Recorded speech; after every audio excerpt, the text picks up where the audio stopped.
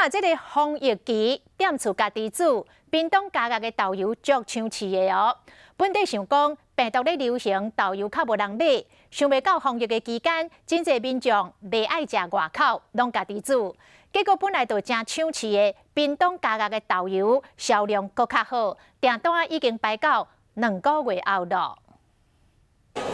不管是快炒油吧，也是卤规定的肉臊，真侪料理拢爱用的都是豆油。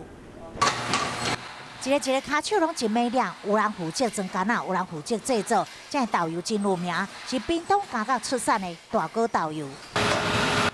因为是春秋工的，这口感是真甘。冰冻加到豆油打出知名度，年产量达到大约是300吨。防疫期间，真侪人无外出用餐，这料理用的调味品真有效。冰冻加到豆油嘛真抢市，订单已经排到2个月后。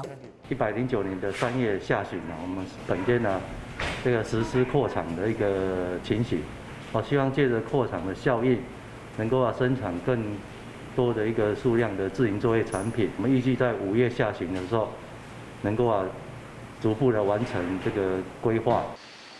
各方准备要扩厂来供应，豆油班的人数对60个增加到80个人。